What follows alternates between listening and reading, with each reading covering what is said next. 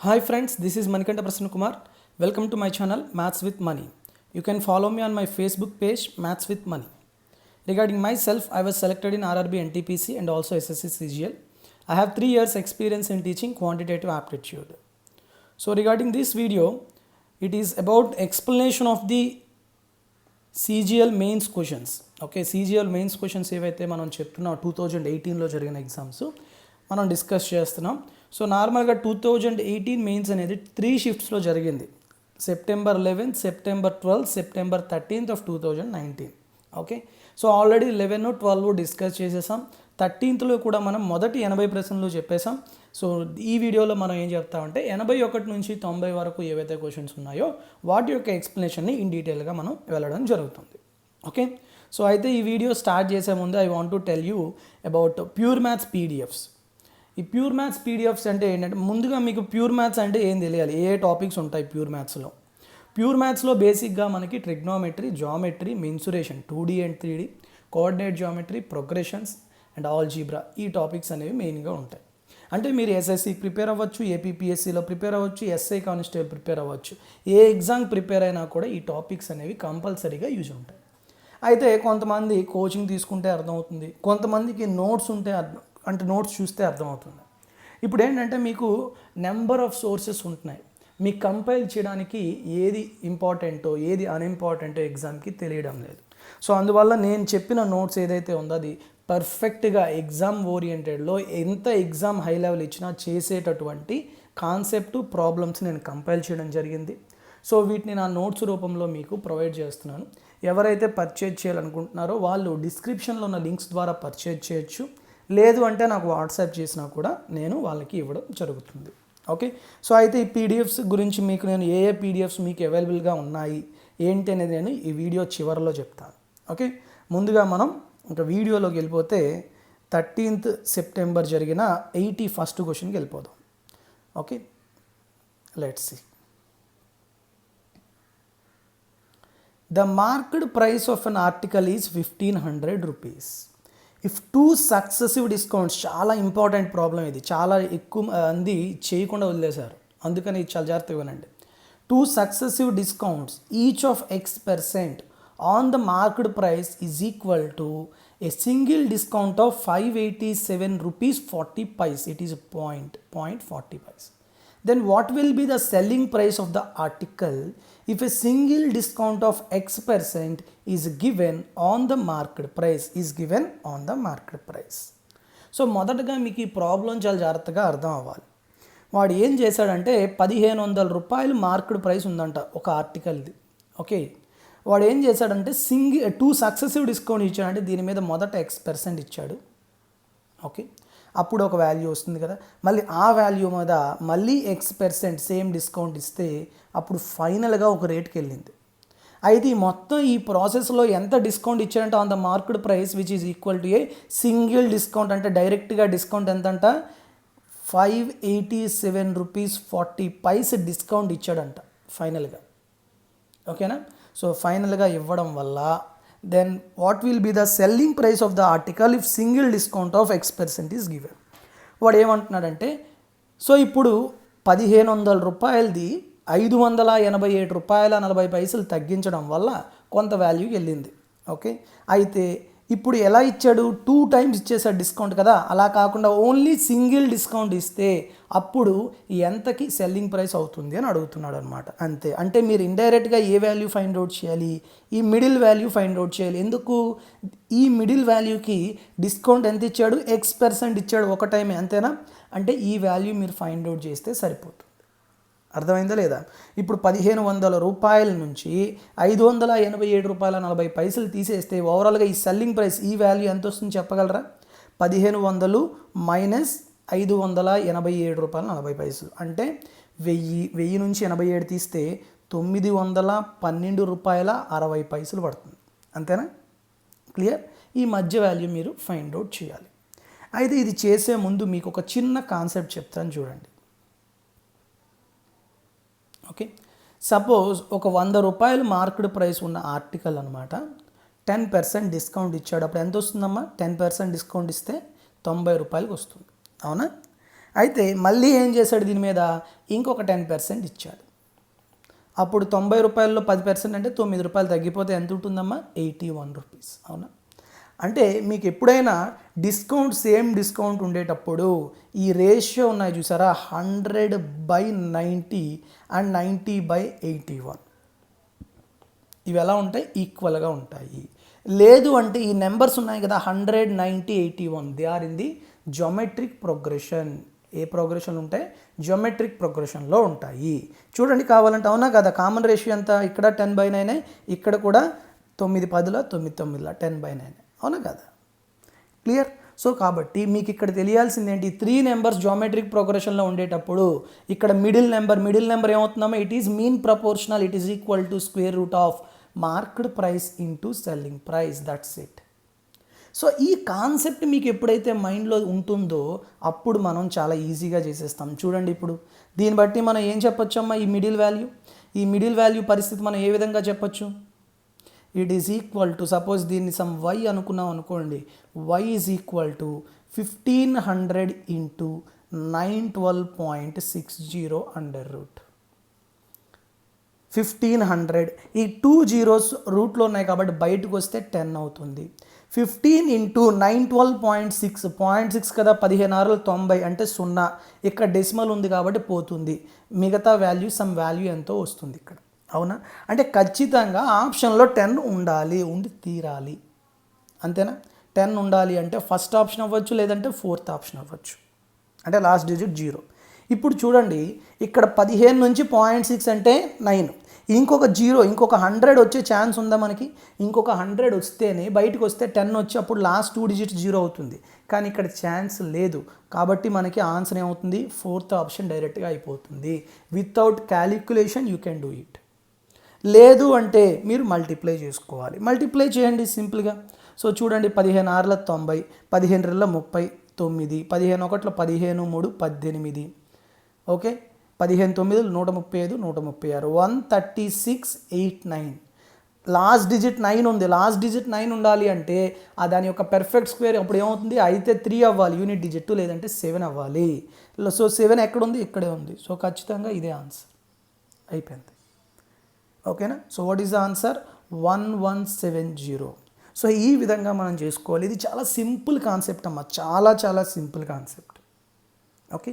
కానీ చాలామంది ఇది ఇబ్బంది పడి చేయలేకపోయారు, okay.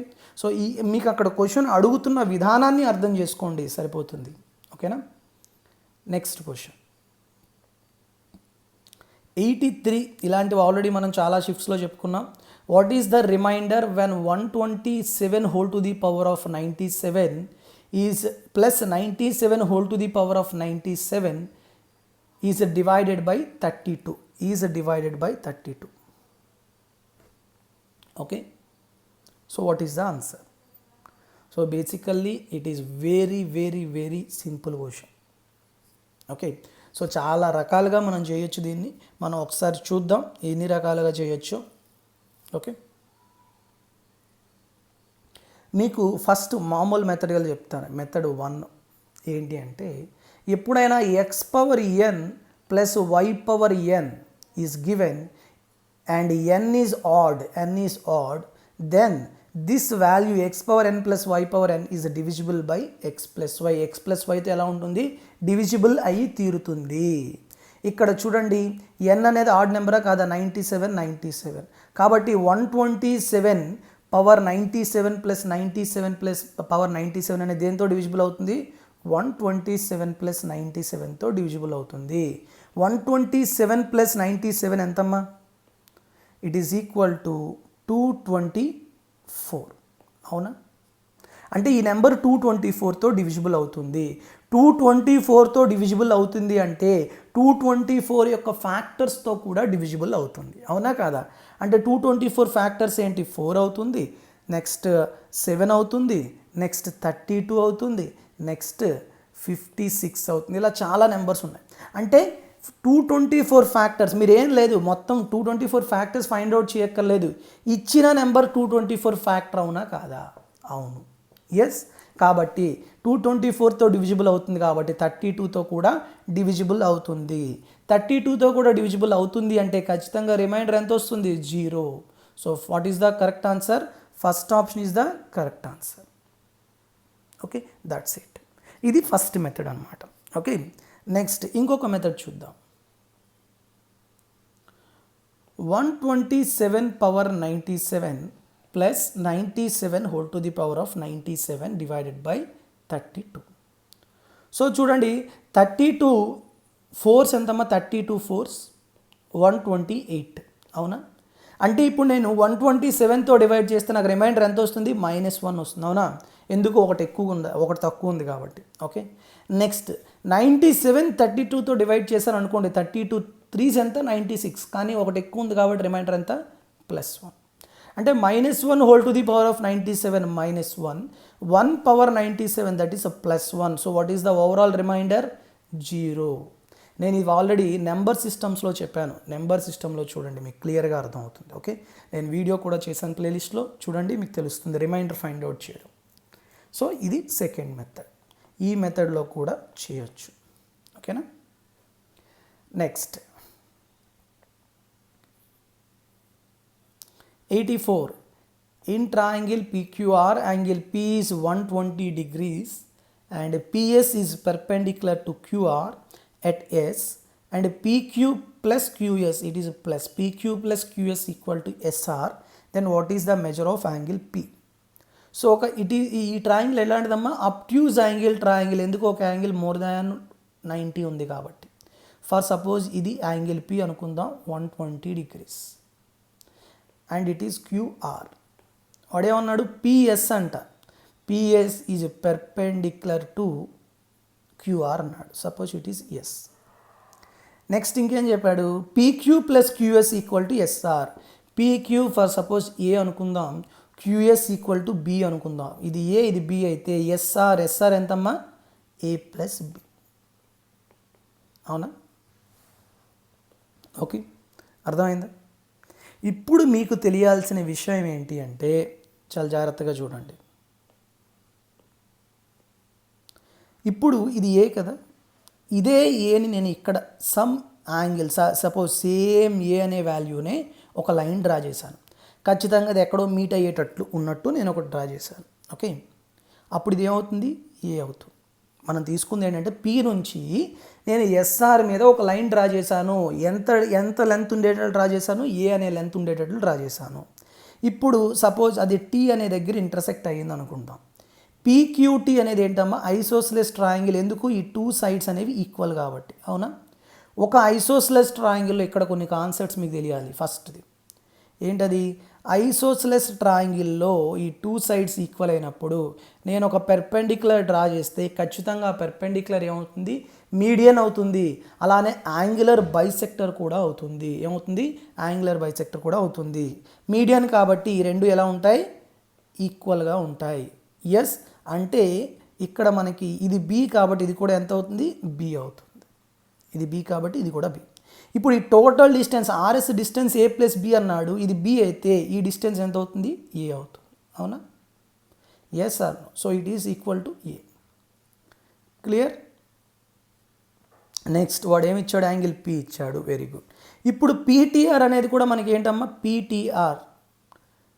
PTR, this is PTR. ఈ ట్రయాంగిల్ ఉంది కదా, ఈ ట్రయాంగిల్ మనకి ఐసోస్లెస్ ట్రయాంగిల్ కదా. ఎందుకు? ఇక్కడ A, ఇక్కడ A.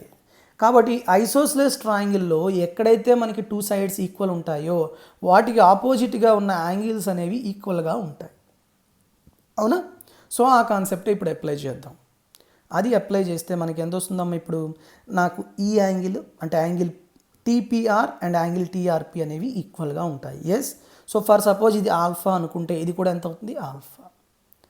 PTR అనే ట్రయాంగిల్లో ఇది ఎక్స్టర్నల్ యాంగిల్, అవునా?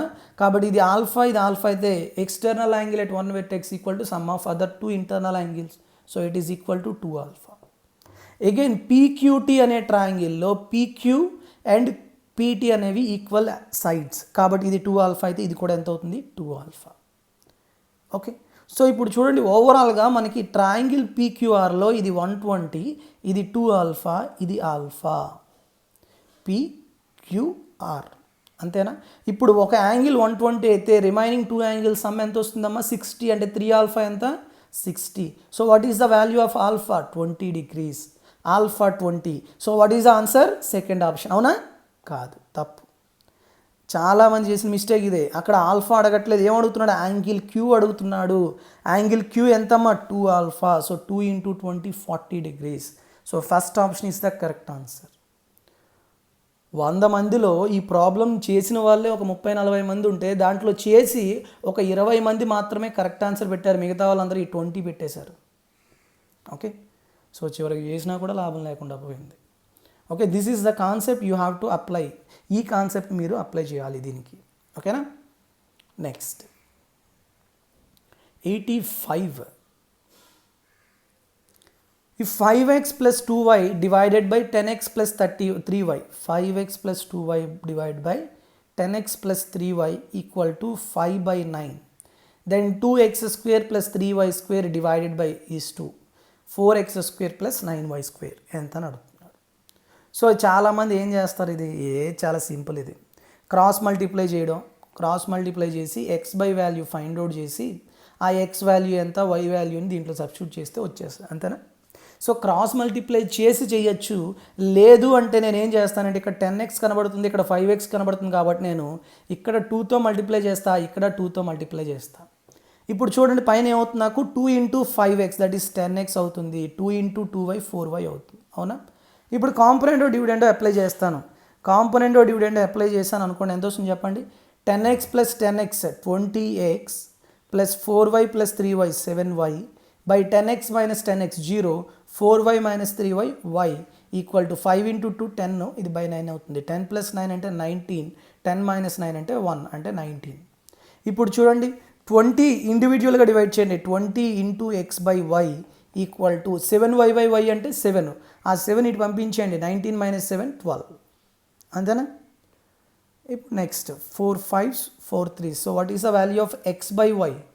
3 by 5. ఇప్పుడు మనకి x by y ఇచ్చింది, కానీ మనకి ఏం కావాలి? 2x square plus 3y square. పవర్లు ఇక్కడ 2 ఉన్నాయి, కిందన డినామినేటర్లోని పవర్ 2 ఉన్నాయి కాబట్టి I can directly take x value 3 and y value 5 తీసుకొని పెట్టేసేయండి. ఇంకే సింపుల్గా అయిపోతుంది. ఏమొస్తుంది మనకి? 2 into, ఒకసారి మళ్ళీ కింద రాసుకుందాం, ఏం పర్వాలేదు. 2x square plus 3y square divided by 4x square plus 9y square. x by y ఎంత వచ్చిందమ్మా? 3 by 5. x value 3, y value 5 అంటే x స్క్వేర్ ఎంత? 9. 3 into y square. y square ఎంత? 25. Next 4x square 4 into 9 plus 9 into 25. So simplify చేయండి, ఇది ఎంత వస్తుంది? 2 into 9 18. 18 plus 25 that is 93. And 36 plus 225 261. ఏమైనా సింప్లిఫై అవుతుందా? అవుతుంది. 3తోని 3 31s 3 7s 3 8s 24 3 7. So 31 by 87 ఎక్కడుందో అదే answer. 31 by 87 that is third option is the correct answer. Okay, clear? So just simplify the value of x is to y and substitute this value in the given question. That's it. Okay. Next, Monica spent 72% of her income. If her income increases by 20% and savings increases by 15%, then her expenditure increases by, correct to 1 decimal place. So మీకు already తెలుసు ఏంటమ్మా? Income equal to expenditure plus savings, అవునా కాదా? So ఎప్పుడైనా 1 variable equal to some of other 2 variables అయితే నేను mixtures and allegations apply చేయొచ్చు అని చెప్పేశాను. ఓకే, ఇక్కడ చూడండి ఎంత స్పెండ్ చేస్తుంది ఇనీషియల్గా 72%, కన్వర్టెడ్ ఇంటూ రేషియో. నేను ప్రీవియస్ వీడియోస్లో కూడా చెప్పాను ఇలాంటి మోడల్ చూడండి. So it is equal to 4 18s 4 25s. అంటే if income is 25 parts, expenditure ఎంత? 18 parts. Then what about savings? 7 parts. అవునా? So now apply the alligation. If it is expenditure and it is savings and it is income, and here you have to take the ratio of income to expenditure to savings. Expenditure to savings ఎంతమ్మా? Expenditure 18, savings ఏమో 7. ఇప్పుడు percentage ఇచ్చాడు కదా, పెర్సెంటేజెస్ ఏమేమి ఇచ్చాడు మనకి, expenditure మీరు find out చేయాలి, ఇది X% అనుకోండి.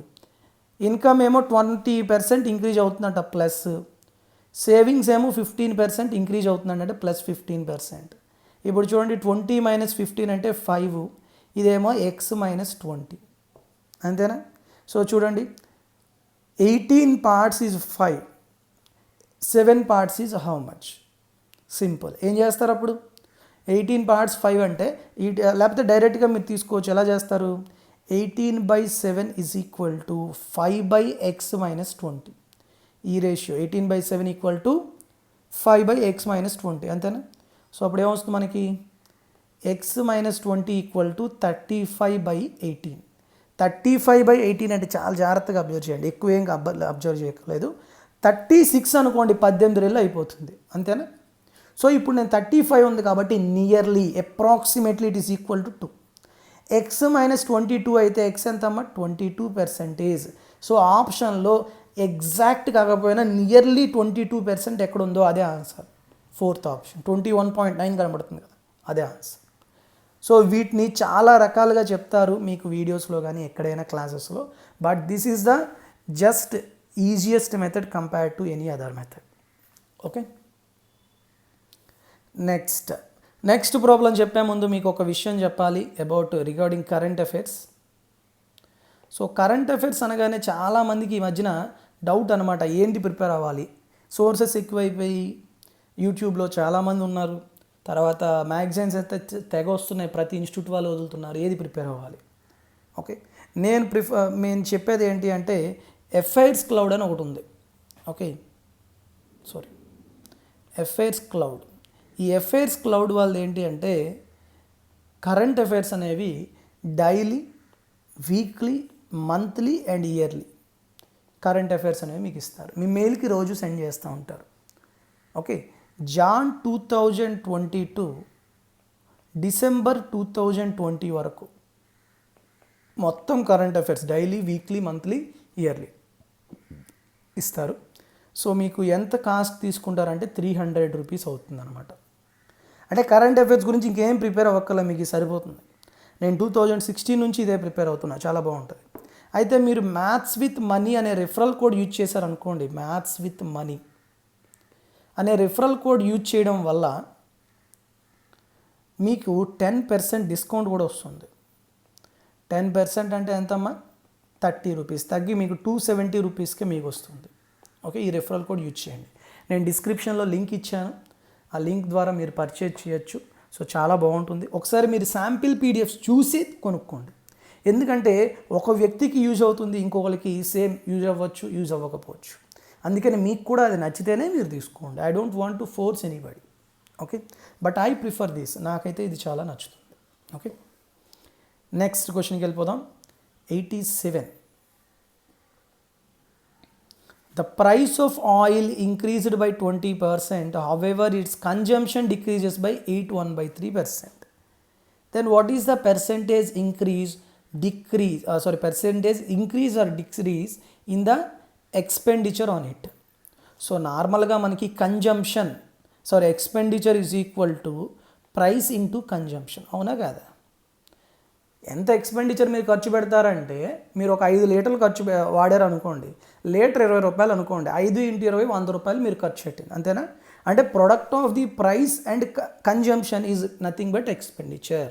Here 1 variable is equal to product of the 2 variables.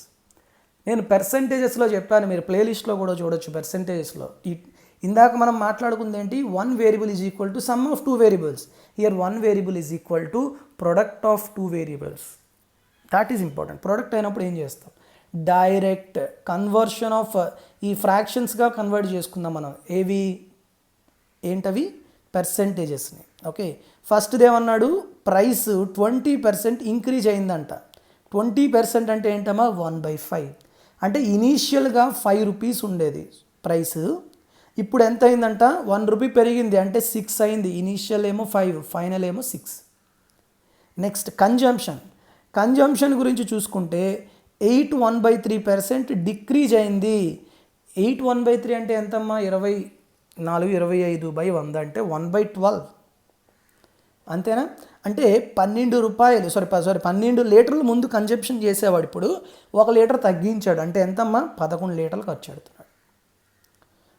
నా ప్రోడక్ట్ ఈ రెండు ప్రోడక్ట్ చేయండి సరిపోతుంది, ఏం లేదు. ఈ రెండు ప్రోడక్ట్ చేసినప్పుడు ఏమైనా క్యాన్సిల్ అయితే క్యాన్సిల్ చేసేయండి, 6 6 5 × 2 10, ఇక్కడ 1 ఉంటుంది, 1 × 11 అంటే ఇనీషియల్ ఇప్పుడు ఇది ఎక్స్పెండిచర్ అనమాట. ఈ రెండు ప్రోడక్ట్ చేస్తే మనకు వచ్చేదే ఎక్స్పెండిచర్, అవునా. సో ఎక్స్పెండిచర్ ఇనీషియల్గా 10 రూపాయలు ఖర్చు పెట్టేవాడు ఇప్పుడు 11 రూపాయలు ఖర్చు పెడుతున్నాడు. అంటే ఎంత ఎక్కువ ఖర్చు పెడుతున్నాడు, 1 రూపీ ఖర్చు పెడుతున్నాడు. కానీ వాడు అడిగింది ఏంటి, percentage. So initial divided by initial, that is 10 × 100. 1/10 × 100 అంటే 10%. ఇంక్రీజా డిక్రీజా, ఇంక్రీజ్ అయింది కదా, so plus increase. So 4th option is the correct answer. కాబట్టి పర్సంటేజ్లో మీరు 2 రకాలు గుర్తుంచుకోవాలి. 1 variable is product of other 2 variables, 1 variable is addition of 2 variables. ఓకేనా. నెక్స్ట్ 88. ఈ 88 అనేది trigonometry. Value of sine theta minus cos theta into 1 + tan theta + cos theta by 1 + sin theta cos theta. ఇది చాలా సింపుల్ అమ్మా, ఏముందమ్మా మీకు ఇది నేను వేరేగా కూడా చెప్పక్కర్లేదు. మీకు ట్రిగ్నోమెట్రీ అనగానే సబ్స్టిట్యూషన్ మెథడ్ ఉంటుంది, నార్మల్ మెథడ్ ఉంటుంది. సార్ ఎగ్జామ్లో మేము ఏ మెథడ్ ఫాలో అవ్వాలి,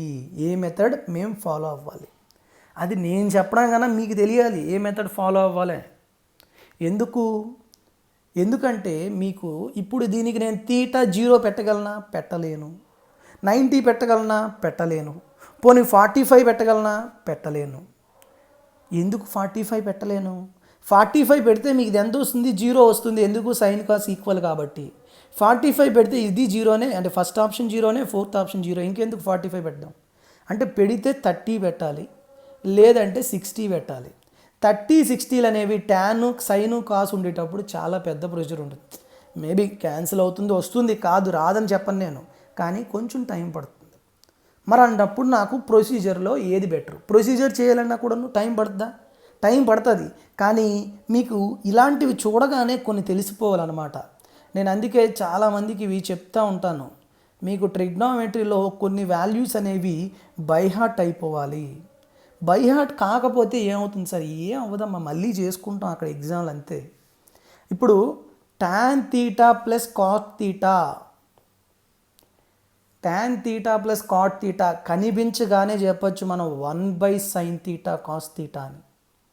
లేదు అంటే it is equal to 2 cosecant 2 theta. ఇది మనం క్లాస్లో కూడా చెప్పుకుంటాం.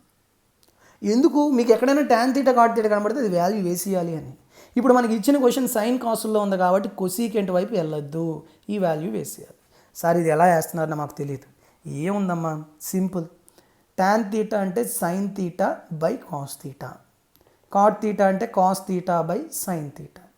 Cross multiplication and take LCM. Sine theta into sine theta sine square theta, cos theta into cos theta cos square theta, and LCM sine theta cos theta.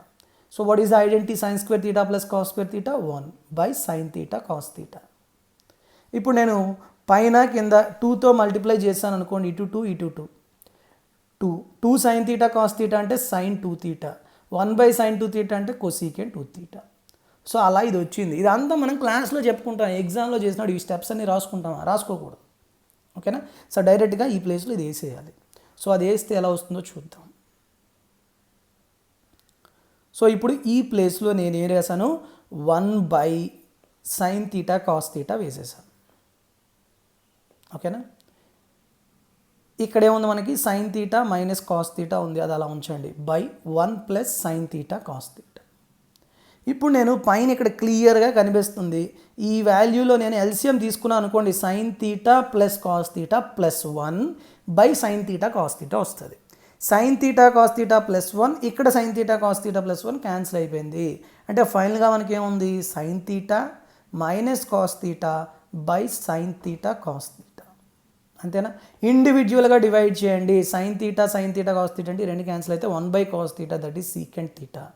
Cos theta by sine theta cos theta అంటే cos cancel, 1/sin అంటే cosecant theta. So what is the answer? Secant theta minus cosecant theta is the correct answer for this problem. So కావాలంటే దీన్ని ఇదే ప్రాబ్లమ్ని theta 60 వేసుకొని చేయండి వచ్చేస్తుంది, theta 30 వేసుకొని చేయండి వచ్చేస్తుంది, పర్వాలేదు. ఓకేనా? బట్ కంపేర్ టు దట్ అది కొంచెం టైం తీసుకుంటుంది, కావాలంటే ట్రై చేయండి ఖచ్చితంగా. It took lot of time compared to this general procedure. Okay, next one 89 is a data interpretation, అందుకే స్కిప్ చేస్తున్నాను. A, B and C are 3 fractions such that A is less than B is less than C. అంటే ఏబీస్ అనే 3 నెంబర్స్లో ఏ అనేది అది చిన్న number, C అనేది అది పెద్ద number. If C is divided by A, సిని నేను ఏతో డివైడ్ చేశాను, అప్పుడు ఏమవుతుందంట, the result is 9/2. Very good. Which exceeds, అంటే ఈ 9/2 వాల్యూనే విచ్ ఎక్సీడ్స్ బి బై 23/6, అంటే ఆ సేమ్ వాల్యూనే ఎంత, బి కన్నా 23/6 ఎక్కువ. Okay, and the sum of ABC is 19/12. ఇంకొకటి ఇచ్చాడు, ఏమి ఇచ్చాడు, ఇంకొక condition, a plus b plus c ఎంత ఇచ్చాడు, 19/12 అంట. Then what is the value of 2a plus b minus c. So ఇక్కడ మనకి ఇన్ని ఈక్వేషన్స్ నుంచి 3 ఈక్వేషన్స్ నుంచి ఆ 3 వేరియబుల్స్ని ఫైండ్ అవుట్ చేయడం అంతే.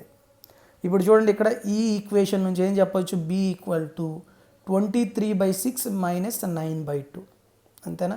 ఎల్సిఎం తీయండి, 6 23 మైనస్ 9/2 మైనస్ 23/6. ఎస్,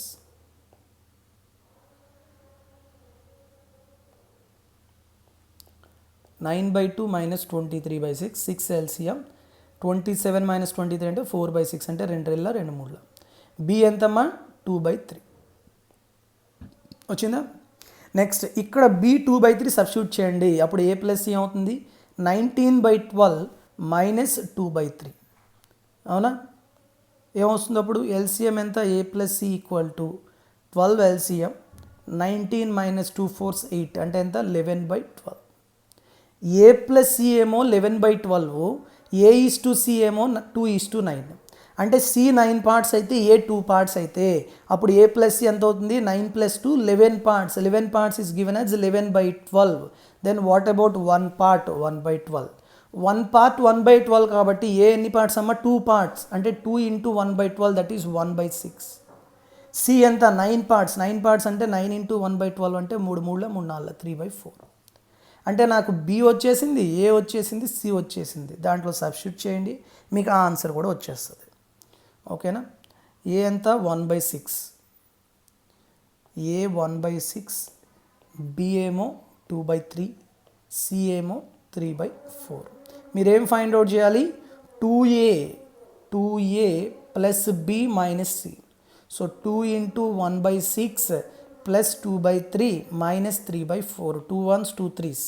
1/3 ప్లస్ 2/3 అంటే 1 మైనస్ 3/4, 1 మైనస్ 3/4 అంటే 1/4.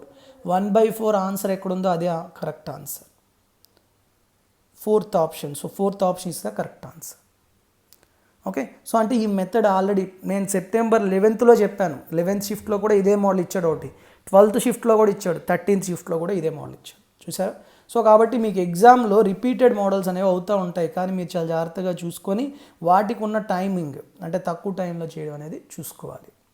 Okay, with this I'll conclude this session, but before that I want to tell you regarding availability of Pure Maths PDFs. ఏవేవి అయితే ఉంటాయో చూద్దాం. మీకు అందరూ ఎవరైతే ఏపీపీఎస్సీ ఎగ్జామ్స్ ప్రిపేర్ అవుతున్నారో, ఏపీపీఎస్సీ ప్రిపేర్ అయిన ప్రతి అభ్యర్థికి కూడా జనరల్ స్టడీస్ కంపైలేషన్ అనేది important. It is a topic wise compilation. More than 580 questions are given. So previous questions అన్నీ కూడా ఈ విధంగా టాపిక్స్ వైజ్ కంపైల్ చేయడం జరిగింది. మీకు ఏ టాపిక్ నుంచి ఎలా క్వశ్చన్స్ అడుగుతున్నాడు అని అనలైజ్ చేయడానికి ఈ పీడిఎఫ్ అనేది చాలా చాలా యూజ్ఫుల్ అవుతుంది. నేను ఆల్రెడీ ఈ పీడిఎఫ్ని మీకు డిస్క్రిప్షన్ లింక్లో పెట్టాను, ఆ లింక్ ద్వారా మీరు పర్చేజ్ చేసుకోవచ్చు. ఓకేనమ్మా. నెక్స్ట్ ప్యూర్ మ్యాథ్స్ టాపిక్స్ గురించి వచ్చేస్తే, జామెట్రీ అండ్ మెన్సురేషన్ 2Dలో triangles, quadrilaterals and polygons, circles, inscribing figures and shaded regions. మీకు ఈ టాపిక్స్లో క్లాస్ నోట్స్ కావాలంటే క్లాస్ నోట్స్ పర్చేజ్ చేయొచ్చు, ప్రాబ్లమ్స్ కావాలంటే ప్రాబ్లమ్స్ పర్చేజ్ చేయొచ్చు ప్రాక్టీస్ చేసుకోవడానికి. సో మీకు ఏది ఈజీ అయితే అది, అంటే ఏది కావాలో అది కొనుక్కోండి, అన్నీ కొనేసుకోవద్దు, ఉన్నాయి కదా అని. ఓకే, నెక్స్ట్ అలానే మనకి మిగతా టాపిక్స్ ఏంటంటే 3D mensuration, algebra, trigonometry, progressions, coordinate geometry, ఇవన్నీ టాపిక్స్ కూడా మీకు అవైలబిలిటీగా ఉంటాయి. నెక్స్ట్ ఏపీపీఎస్సి ఒక ఎగ్జామ్ కండక్ట్ చేస్తుంది. ఆ ఎగ్జామ్ పేరే డివిజనల్ అకౌంట్స్ ఆఫీసర్ అనేది, గ్రేడ్ 2 ఎగ్జామ్ అనమాట ఇది. ఓకే, దానికి సంబంధించి ఇంపార్టెంట్ టాపిక్స్ ఏంటంటే statistics, matrices, sets and functions. ఇవి చాలామందికి మార్కెట్లో దొరకట్లేదు ఇంగ్లీష్లో. సో ఇప్పుడు నేను ముందు చెప్పిన మెటీరియల్స్ కూడా అన్నీ కూడా మీకు ఇంగ్లీష్లోనే అవైలబిలిటీగా ఉంటాయి. సో ఇంగ్లీష్ మీడియంలో ఉంటాయి కాబట్టి ఎవరైతే ఇంగ్లీష్ మీడియంలోని ఇబ్బంది లేదో వాళ్ళందరూ ఇవి పర్చేజ్ చేసుకోవచ్చు. మీకు ఈ పర్చేజ్లో కానీ లేదంటే నేను చెప్పిన ప్రాబ్లమ్స్లో కానీ ఏ డౌట్ ఉన్నా కూడా నాకు వాట్సాప్ నెంబర్కి మెసేజ్ చేయొచ్చు. My WhatsApp number is this 9490888275. ఈ నెంబర్కి మీరు ఖచ్చితంగా వాట్సాప్ చేయొచ్చు. Okay, thank you very much. Have a good day and all the very best to all of you and జై హింద్.